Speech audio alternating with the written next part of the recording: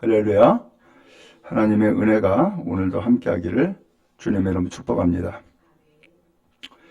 오늘은 골로새 교회에 대한 말씀을 함께 나눕니다. 사진을 한번 좀 보여주실까요? 이 골로새라고 하는 이 지역은 지금의 터키 지방, 터키라는 나라가 있죠? 지금은 투르키예로 이름을 바꿨죠?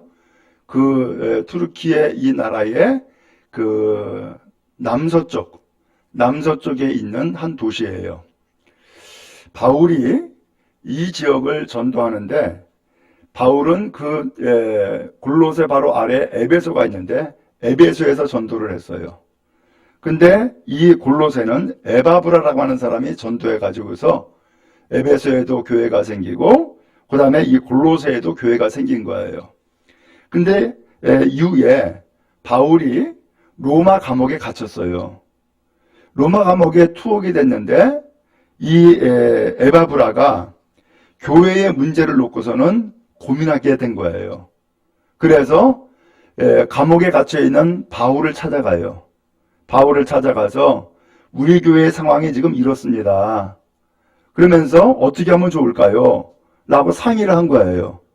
그러니까 바울이 그러면은 내가 편지를 써줄 테니까 이 편지를 교인들한테 가가지고서는 낭독하여 읽으세요 하고서 보낸 편지가 오늘 읽은 골로새라고 하는 이 말씀이에요. 그래서 이 말씀은 편지를 통해서 바울이 하나님의 말씀을 이 교회에 전한 것이다 라고 하는 것을 먼저 염두에 두고 또 여러분도 오늘 이 말씀을 함께 나눌 수 있기를 간절히 바랍니다. 그러면 이 골로새라는 교회가 도대체 무슨 문제가 있길래 이 에바브라가 감옥에 있는 바울까지 찾아가서 상의를 했을까라고 하는 거예요. 무슨 문제가 있길래. 이 교회에 대해서 골로새서 1장 말씀에 보면은 먼저 이 골로새 교회가 참 좋은 교회라는 거예요. 그러면서 세 가지를 이야기를 해요. 예수 그리스도를 믿는 믿음이 굳건해져 있다. 그 다음에 두 번째로는 모든 성도와 서로 사랑의 교제를 이루고 있다. 그 다음에 세 번째로는 하늘에 쌓아둔 소망이 있다. 그러면서 믿음, 사랑, 소망 이 세 가지가 다 있다는 거예요. 그리고 더 나가서 이 골로새 교회는 진리의 말씀을 듣고 하나님의 은혜를 깨닫고 더 나가서 이제 이 교회가 열매 맺어 자라기를 시작했다는 거예요. 근데 이때에 문제가 생겼다는 거예요. 여러분도 혹시 경험하실지 모르겠지만은 내가 신앙생활을 열심히 한번 해야지, 은혜 받아야지, 잘해야지 라고 할 때에 공교롭게도 문제가 생겨요. 그런 일들을 경험하게 되죠. 내가 열심히 신앙생활 해야지. 그러면은 신앙생활을 하는 데에 오히려 실망을 가져온다거나 낙심하는 일이 생기게 된다고요. 요때에 우리가 이러한 문제를 잘 극복하고 해결해야 되는 거예요. 교회도 똑같아요. 교회도 이제 이 교회가 안정되어 갔다, 혹은 부흥하고 있다, 잘 되어가고 있다라고 할 때에 항상 고비가 생겨요. 마치 대나무가 쭉쭉 자라는 것 같지만은 그 대나무가 자라기까지는 뭐가 있어야 돼요? 마디가 있어야 되잖아요. 그런 것처럼 이 마디가 있기 때문에 대나무가 곱게 잘 자라는 것이지, 만약에 마디가 없으면은 그 대나무는 금방 꺾여버려요. 그리고 무너지게 된다고요. 우리의 신앙도, 우리의 교회도 마찬가지예요. 바라기는 오늘 우리 교회와 성도 여러분의 그 신앙이 나날이 열매 맺어 자라기를 주님의 이름으로 축복합니다. 잘 되어지기 바라고요. 성장하기 바라고요. 부흥하기 바라고요. 하나님 앞에 복된 은혜를 누리는 여러분 다 되기를 주님의 이름으로 축복합니다. 그런데 도대체 이 골로새 교회가 무슨 문제가 생겼느냐? 이 교회가 진리의 말씀을 듣고 은혜를 받고 이제 열매 맺어 자라기 시작했다 이랬잖아요. 이때에 느닷없이 이 진리의 말씀, 곧 예수님을 믿으면 구원받는다라고 하는 이 말씀 하나만 가지고서 안 되겠다는 거예요. 뭐가 있어야 되느냐? 우리에게 어떤 체험이 있어야겠다 라는 이야기를 하는 사람이 생겨난 거예요. 그러면 도대체 무슨 체험이냐? 사실은 우리의 인생을 돌아보고 그 다음에 더 나가서 우리에게 참으로 그 선을 베푸는 그러한 영적인 존재가 있는데 그 영적인 존재가 천사다. 그러니까 이 천사를 우리는 잘 받아들이고 그 다음에 그 천사가 우리의 인생길도 통치하고 세상도 통치하니까 천사를 따라야 된다 라고 주장하는 사람이 생기게 된 거예요. 얼핏 들으니까 그럴싸하네. 맞는 것도 같네. 근데 사실은 이것이 예수님을 잘 모르고 혹은 천사의 존재를 잘 모르고서 하는 이야기인 거예요. 먼저 우리가 분명히 알아야 될 것은 구원받기를 하나님은 원하시는데 구원의 길은 예수 믿는 것 외에는 다른 길이 있어요, 없어요? 없어요.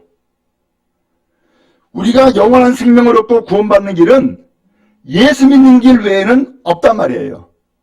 이것을 사도 바울이 이 골로새서 1장에서부터 계속해서 설명하는 거예요. 이렇게 설명을 했어요. 예수 그리스도는 하나님의 아들입니다. 예수 그리스도는 하나님의 형상입니다. 그 예수님은 모든 피조물보다 먼저 나셨고 또 그 예수님을 통하여서 세상은 창조가 되었습니다.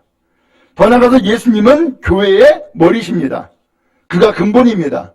그 예수님이 교회를 세웠고 그 예수님이 십자가 달려 죽으심으로 우리의 인생은 죄사함을 얻고 하나님과 화평을 누리게 되었습니다. 그리고 더 나아가서 하나님께서는 하늘에 있는 것들이나 땅에 있는 것들을 화목하게 되어지기를 기뻐하십니다.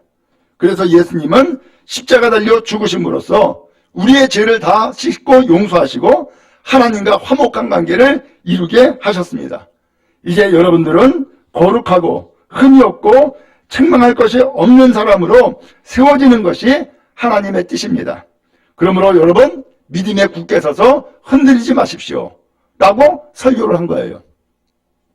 오늘 그 설교를 통하여서 사도 바울은 오늘 우리가 죄에서 구원받고 하나님 앞에 영원한 생명의 풍성한 은혜를 누리는 길은 예수님을 믿는 길입니다 라고 하는 것을 분명히 선언했어요. 오늘 그런데 이 교회에 느닷없이 이런 진리의 말씀과 더불어서 어떤 영적인 존재로서 천사를 얘기하면서 천사가 우리의 삶을 이끌어가고 있다. 천사가 오늘 이 세상을 이끌어가고 있다. 그러니까 천사를 믿고 천사를 따라야 된다. 이렇게 주장하는 사람이 생기니까 교회가 혼란에 빠진 거예요. 오늘 여러분 어때요? 언제 우리가 신앙생활에 혼란을 가져오죠? 언제 우리가 이 교회의 삶에 혼란을 가져오죠? 진리의 말씀과 어긋나는 다른 것을 말하거나 주장하거나 하면은 문제가 생기기 시작한단 말이죠. 그러면서 기존에 목사님은 이렇게 얘기했는데 혹은 목사님이 이렇게 가르쳤는데 좀 약간 좀 틀리네 라고 하면은 우리 성도들이 어떻게 돼요? 이게 맞는 거야 저게 맞는 거야? 혼란해지게 되죠. 오늘 그러기 때문에 바울 사도는 이것은 잘못된 사상입니다 라고 하는 것을 분명히 이야기해 주는 거예요. 예를 들어서 이 골로새 교회의 천사 사상에 대한 이야기를 이 사람들이 퍼뜨리고 주장함으로써 교회가 혼란에 빠졌어요. 그 혼란에 빠질 뿐만 아니라 서로가 너는 틀려 나는 맞아 이렇게 되어진 거예요. 그러니까 어떻게 돼요? 교회가 분열이 돼버리죠. 다툼이 생기죠. 서로 반목하게 되고요. 서로 사랑하지 않고 한 마음 한 뜻이 안 되는 거죠. 이런 문제가 생겨버리고 만 거예요. 천사는 누구예요? 아주 쉽게 표현하면은 하나님의 신분꾼이에요. 오늘 하나님께서는 천사보다도 우리 사람을 더 귀하게 여기시는 거예요. 그러면 천사는 누구냐? 우리 사람을 돕는 자예요. 그래서 하나님의 신분꾼으로 우리의 사람을 돕는 존재가 천사인데 오늘 이 천사가 아무리 도와도 실제로 오늘 우리를 구원으로 이끌어가는 것은 천사가 아니라 예수님의 십자가의 보혈이에요. 그 예수님의 죽음을 통하여서 우리는 죄를 씻음받고 예수님의 그 죽음을 통하여서 오늘 우리는 구원받으며 예수님의 죽음을 통하여 혹은 예수님의 부활을 통하여서 예수님과 같이 다시 사는 영원한 생명의 삶을 살아가는 길이 보장되어져 있는 거예요. 그럼 여러분, 예수님을 굳건히 믿고 흔들림이 없는 믿음의 삶을 살아가는 여러분 다 되어지기를 주님의 이름으로 축복합니다. 오늘 그래서 바울은 이 골로새 교회를 위해서 바로 이 진리에 굳게 서야 됩니다. 이것을 이야기를 하고 그리고 나서 오늘 본문으로 돌아가서 그러면 성도들과의 관계는 어떻게 해야 됩니까? 교회 생활은 어떻게 해야 됩니까? 라고 하는 것을 오늘 성경에서 말씀해 주고 있는 거예요. 첫 번째로 서로 용납하고 서로 용서하라 라고 말씀을 하고 있습니다. 오늘 여러분 성경 한번 좀 보시기 바랍니다. 13절이죠. 13절 말씀을 함께 다시 한번 읽겠습니다. 시작. 누가 누구에게 불만이 있거든 서로 용납하여 피차 용서하되 주께서 너희를 용서하신 것 같이 너희도 그리하고. 아멘. 누가 누구에게 불만이 있거든. 아니 이 교회에 도대체 왜 불만이 생긴 거예요? 왜 불평이 생긴 거예요? 이미 앞서 말씀드린 것처럼 이 교회는 믿음이 있고 사랑이 있고 소망이 있는 그런 교회라 그랬잖아요. 더 나아가서 진리의 말씀을 듣고 하나님의 은혜를 깨닫고 열매 맺어 자라고 있는 중이라 그랬잖아요. 얼마나 좋아요. 오늘 그런데 생각지도 아니하게 이 교회에 문제가 생겨버리고 만 거예요. 그 문제가 무엇이었느냐? 천사에 대한 이야기였어요. 오늘 이로 인하여서 교회가 혼란에 빠진 거죠. 누구 말이 맞아? 네가 오라 혹은 내가 오라 라고 서로 주장을 하게 되고 그러면서 서로 다툼이 생기거나 반목이 생기거나 하나됨이 깨어지는 일들이 생겨버리고 만 거예요. 여러분 교회도 그렇고 우리의 성도들 스스로의 삶도 그렇고 항상 우리에게 문제는 도사림이 있어요. 그래서 기회를 항상 엿보는 거예요. 그러면서 그 기회를 엿보면서 우리에게 타겟은 무엇이냐? 진리의 말씀을 떠나게 만드는 거예요. 그리고 더 나가서 우리를 하나됨이 아니라 분열시키는 거예요. 그리고 서로 반목하며 나누는 거예요. 이것은 마귀의 작전이에요. 바라기는 오늘 여러분 마귀의 작전에 우리는 속지 말고 예수 그리스도께서 하나됨을 힘써 지키라고 말씀하신 것처럼 믿음과 사랑으로 하나 되는 우리 교회 공동체가 되어지기를 주님의 이름으로 축복합니다. 그리고 여러분들은 그런 잘못된 어떤 이야기나 혹은 사상에 우리가 빠지거나 혼란에 빠지지 말고 진리의 길로 나아가는 우리 모두가 다 되어질 수 있기를 간절히 바랍니다. 오늘 이런 문제가 생기다 보니까 말씀을 드린 것처럼 이 교회에 불평, 불만이 생기기 시작을 했어요. 이때에 바울은 뭐라 그래요? 서로 뭐하라고요? 용납해라. 또한 피차 서로 뭐하라? 용서해라. 이렇게 말씀하고 있어요. 여러분 아시다시피 오늘 우리는 완전한가요? 완전하지 않아요. 그럼 이 교회는 완전한가요? 완전하지 않아요. 사람이 모인 공동체에는 완전한 것은 아무것도 없어요. 완전한 것은 오직 진리가 되시는 예수님 외에는 완전한 자가 없어요. 오늘 그런데 이 교회가 이와 같이 내가 생각하는 것과 내가 믿고 의지하는 것이 다르다 보니까 오늘 이와 같은 문제가 생겼을 때에 교회는 혼란에 빠졌다 그랬죠? 어떻게 해야 돼요? 우리는 서로 한말로 용납을 해야 되는 상황인 거예요. 서로 용서해야 되는 상황인 거예요. 오늘 그래서 우리는 서로가 부족한 존재이구나. 어떤 경우에는 잘 몰라서 그럴 수도 있고 어떤 경우에는 진리에서 조금 벗어나가지고서는 잘못된 것을 추구하거나 의지하는 경우에 문제가 생길 수도 있고 이런 문제가 얼마든지 생긴단 말이죠. 이때에 오늘 우리는 무엇을 해야 될까요? 중요한 것은 악한 것이 틈타고 우리에게 노리는 것은 딱 하나예요. 분열이에요. 그러나 예수님은 십자가 달려 죽으심으로써 오늘 우리에게 원하시는 것은 딱 하나. 사랑으로 하나가 되어지는 공동체를 이루는 거예요. 오늘 우리 교회가 이와 같이 흐트림이 없이 주님의 진리의 말씀과 또한 그 뜻을 따라서 하나 되는 공동체로 나가는 은혜가 있기를 주님의 이름으로 축복합니다. 그러므로 서로 용납할 수 있는 것 용납하십시오. 난 저 사람 도저히 용납이 안 돼. 도저히 용납한다는 게 없어요. 사실은 용서하고 사랑하면 다 되어지는 거예요. 문제는 사랑하지 않기 때문에 그런 것이죠. 그래서 14절에 말씀하고 있죠. 이 모든 것 위에 무엇을 더하라고요? 사랑을 더해라. 용서하고 용납하지만 여기에 사랑을 빼놓지 말라는 거예요. 사랑으로 서로 용납하고 사랑으로 서로 용서함으로써 하나 되는 삶을 살 것을 성경에 말씀해주고 있는 거예요. 그러면서 말씀했죠. 이는 온전하게 매는 띠다. 오늘 우리를 온전한 공동체로 온전한 성도로 묶는 띠다. 바로 이 사랑의 띠가 우리를 온전하게 만든다 라고 말씀하고 있는 거예요. 그렇죠? 하나님의 사랑이 없으면은 오늘 우리는 온전한 믿음의 길을 갈 수가 없어요. 하나님의 우리를 사랑하사 끊임없이 용서하시고 용납하시고 오늘 우리를 이끌어 주시기 때문에 되어지는 일이요 가능한 일이 아니겠어요? 오늘 우리는 이와 같은 믿음의 길을 가는 은혜가 여러분 모두에게 임하기를 주님의 이름으로 축복합니다. 제가 며칠 전에는 떡볶이가 막 갑자기 먹고 싶었어요. 그래서 떡볶이 할 수 있냐고 물어봤어요. 할 수 있대. 집에 재료가 있다는 거예요. 아 그래? 그럼 떡볶이 좀 해달라고.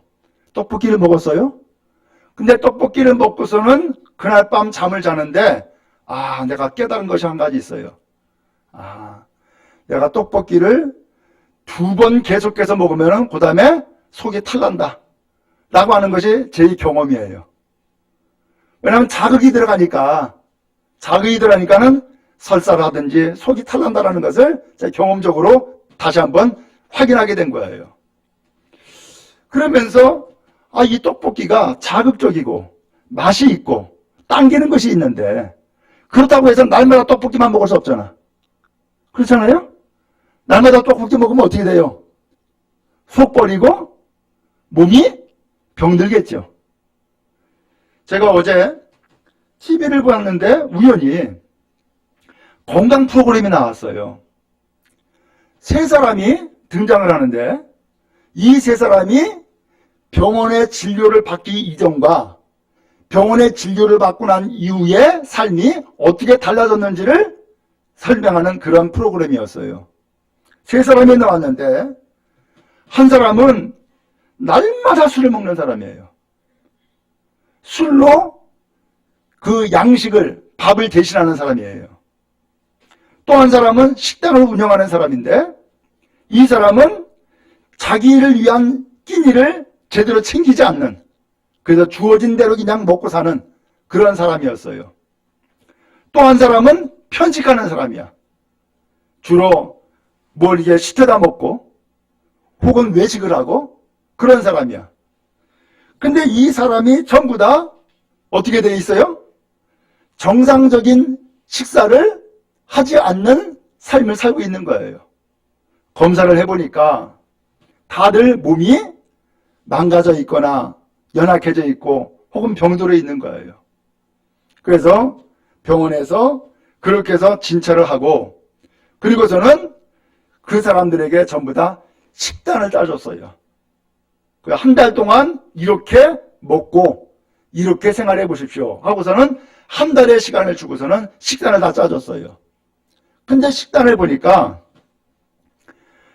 그 식단에 술이 들어가겠어요? 당연히 안 들어가지.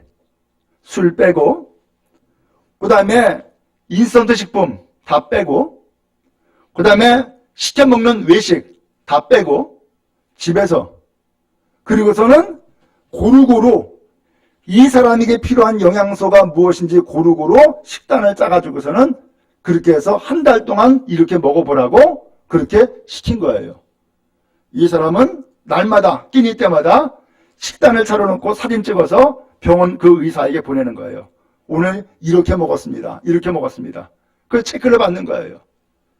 근데 한 달이 지났어. 놀라운 것을 봤어요. 아니 이거 한 달밖에 안 됐는데 한 달밖에 안 됐는데 날마다 술을 음식 삼아서 먹던 사람이 혈색이 좋아진 거예요. 아니, 얼굴에 주름살이 많았는데 주름살이 펴져버린 거야. 그리고 또 한 사람은 식당을 운영하는 사람인데 자기를 위해서 음식을 만들어서 먹어보긴 처음이라는 거예요. 자기 자신을 위해서.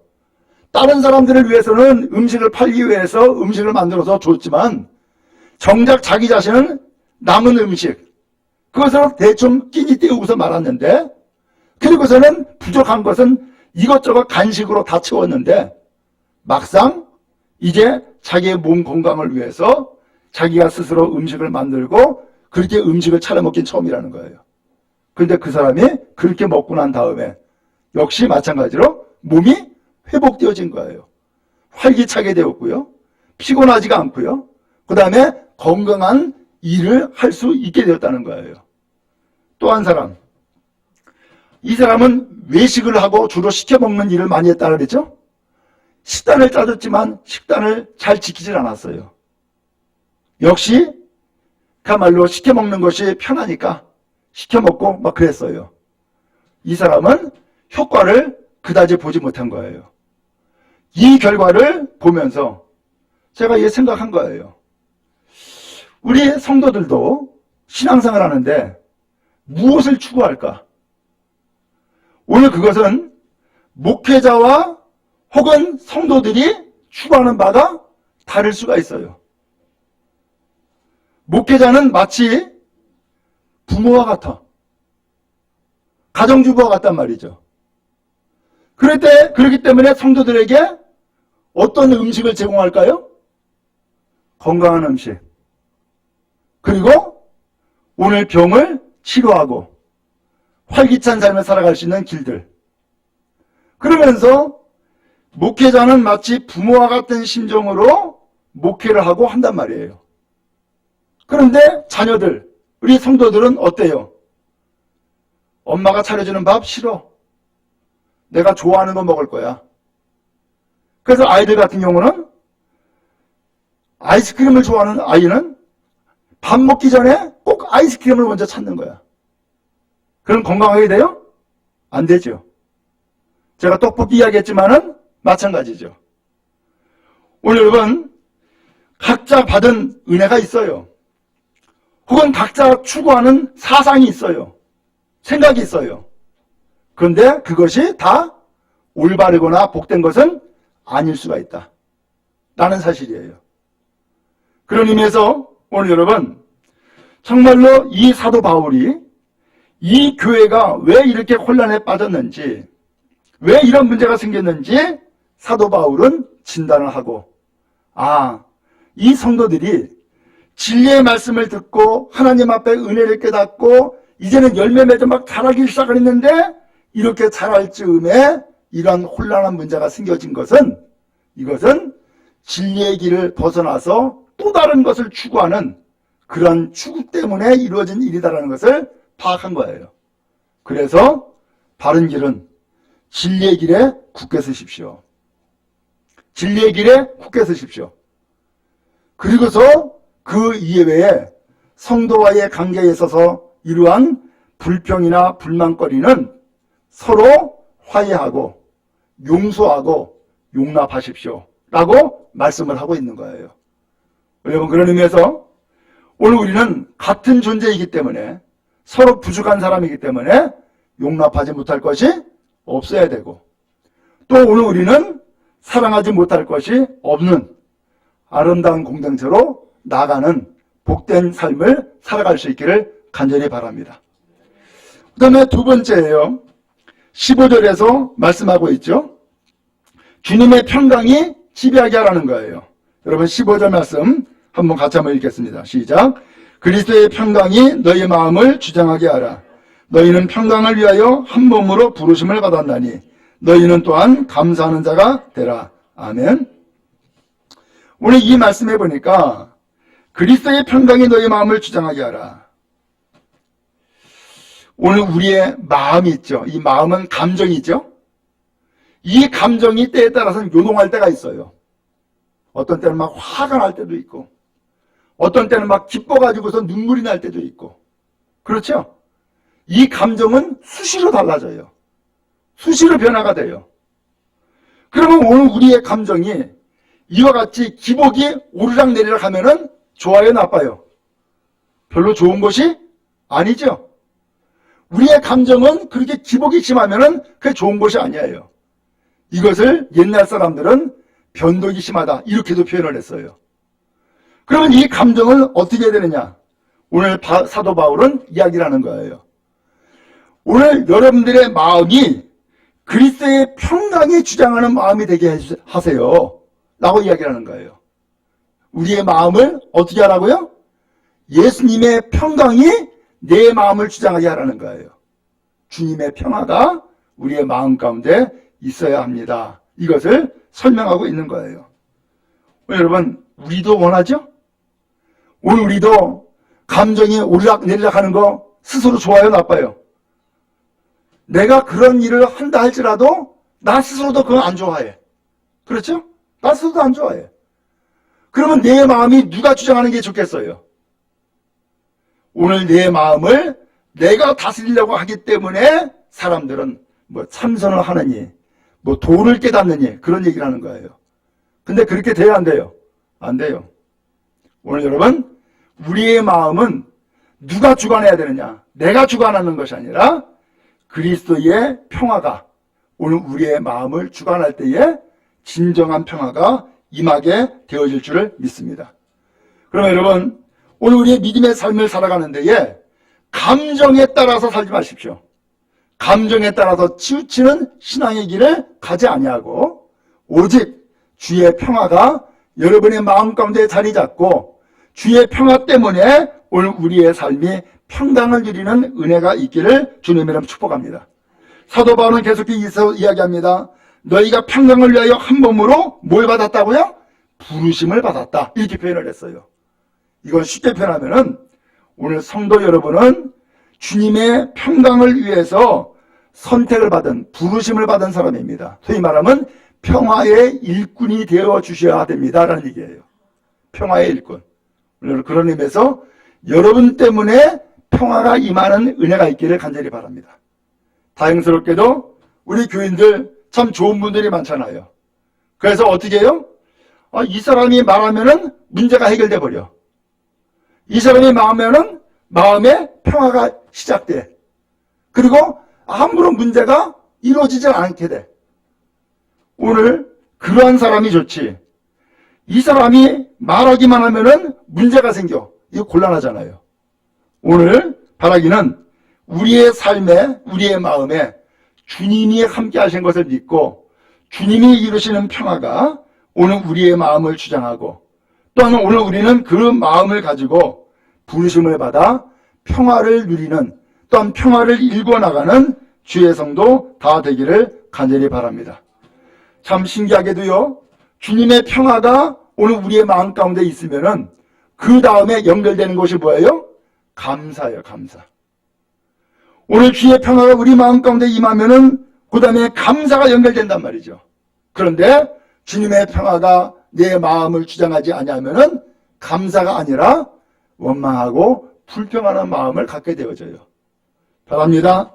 오늘 우리의 삶이 주님의 그 평화로 인하여서 오늘 감사하는 자가 되어지고 이 평화가 또 다른 사람들에게 선한 영향을 끼치는 은혜가 되어질 수 있기를 주님의 이름으로 축복합니다. 그 다음에 세 번째 말씀입니다. 어떻게 하면은 교회 생활을 잘할까? 16절에 보니까는 16절 말씀 한번 읽겠습니다. 시작. 그리스도의 말씀이 너희 속에 풍성히 거하여 모든 지혜로 피차 가르치며 권면하고 시와 찬송과 신령한 노래를 부르며 감사하는 마음으로 하나님을 찬양하고. 뭐라고 했어요? 그리스도의 말씀이 너희 속에 풍성히 거하라. 이렇게 말씀했어요. 우리의 삶에 무엇이 있어야 된다고요? 주의 말씀이 있어야 된다는 거예요. 주의 말씀이. 이 말씀이 있을 때에 이 말씀으로 우리가 말할 수 있고 이 말씀으로 피차 가르치고 이 말씀으로 하나님을 노래하고 찬양할 수 있다는 거예요. 그리고 더 나아가서 감사하는 마음으로 하나님을 찬양할 수 있다는 것을 말씀하고 있어요. 여러분, 예수님이 똑같았어요. 예수님께서 마귀에게 시험받았다는 이야기를 지난번에 예수님에 대한 말씀을 할 때 했었죠? 그때 예수님이 시험받을 때에 그 마귀의 시험을 다 물리셨어요. 근데 다 물리셨는데 그 모든 시험을 다 물리실 때마다 항상 예수님이 하신 말씀이 있어요. 뭐였어요? 구약에 나오는 하나님의 말씀으로 마귀의 시험을 물리셨다는 사실이에요. 예수님에게 뭐가 있었어요? 말씀이 있었던 거예요. 우리도 마찬가지예요. 오늘 여러분 신앙생활에 어려움이 있습니까? 어떻게 하면 좋을지 모르겠습니까? 더 나아가서 어떻게 하면 신앙생활에 열매를 맺고 성장하기를 원할까요? 중요한 것은 말씀이에요. 말씀이 우리 가운데 있으면 그 말씀이 싹이 나고 그 말씀이 열매를 맺게 된단 말이죠. 근데 말씀이 없으면 열매를 맺지를 못하는 거예요. 이번에 호박을 심었대요. 여기 텃밭에 호박을 심었어요. 근데 모종을 사서 심은 게 아니에요. 작년에 호박의 씨를 보관했다가 싹을 틔웠어요. 그리고서는 그 싹을 틔운 그 씨를 심었어요. 근데 그 모판 같은 것이 있죠? 거기다가 씨를 심고서는 싹을 틔우는데 어떤 것은 싹이 나고 어떤 것은 싹이 안 났어. 뭘 심을까요? 당연히 싹난 걸 심지. 싹나지 않은 것은 뭐 하는 거예요? 그건 죽은 거예요. 그건 열매를 맺지 못하는 거예요. 오늘 여러분 마찬가지로 오늘 우리가 똑같이 교회를 다니고 똑같이 예수를 믿는다고 하지만은 하나님의 살아계신 말씀이 내 마음 가운데 있으면 그 말씀이 우리 가운데 살아 역사하는 거예요. 우리의 심령과 골수를 찔러 쪼개있게 하자는 능력이 말씀이 되어지는 거예요. 그 말씀이 우리의 삶의 원동력이 되어지고 그 말씀이 우리의 삶의 힘이 되어지는 거예요. 그 말씀이 없으면 아무것도 안 된단 말이죠. 그러면 어떻게 해요? 내 생각대로 사는 거예요. 내 경험대로 살아가는 거예요. 그러면서 껍데기 신앙생활을 하게 된단 말이죠. 그러나 말씀이 우리 가운데 계시면 그 말씀이 우리의 삶을 주장하고 이끌어가는 거예요. 그 말씀이 우리를 열매 맺게 만드는 거예요. 그래서 사도 바울은 이 골로새 교회 성도들에게 이 편지를 통하여서 하나님의 말씀을 계속해서 가르치고 알려주고 있는 거예요. 바랍니다. 오늘 여러분들은 무엇을 붙잡고 있습니까? 바라기는 말씀을 붙잡고 나아가는 여러분 다 되어지기를 주님의 이름으로 축복합니다. 말씀이 여러분의 삶을 주관하고 말씀이 여러분의 삶을 풍성하게 하고 말씀이 여러분의 삶을 새롭게 하는 놀라운 은혜의 삶이 되어질 수 있기를 간절히 바랍니다. 말씀이 우리 가운데 있으면 말을 할 때에도 하나님의 말씀으로 말하는 것이고 일을 할 때에도 하나님이 주시는 힘을 가지고서 일을 하는 거예요. 그래서 17절에 나오죠. 또 무엇을 하든지 말이나 일이나 다 주 예수의 이름으로 하고 그를 힘입어 하나님 아버지께 감사하라고. 오늘 그런 의미에서 감사하는 믿음의 삶을 살아가는 은혜가 있기를 주님으로 축복합니다. 주님은요 교회를 세우셨습니다. 그리고 교회는 음부의 권세가 이기지 못한다고 했습니다. 교회는 끊임없이 성장하며 끊임없이 생명력을 갖게 되어질 거예요. 오늘 이 일을 위해서 오늘 여러분 우리가 더욱더 진리 안에서 굳게 쓰고 오늘 우리가 교회의 삶을 성경의 말씀대로 화목하고 더 나아가서 주의 평강이 우리의 마음을 주장하고 더 나아가서 주의 말씀이 우리 가운데 계셔서 살아 역사하는 믿음의 길을 함께 갈 수 있기를 간절히 바랍니다. 오늘 여러분의 신앙이 반드시 성공하기 바라고 또한 이 교회가 반드시 복된 교회로 나가는 역사가 있기를 주님의 이름으로 축복합니다. 하나님의 평화가 넘치기를 주님의 이름으로 축원합니다.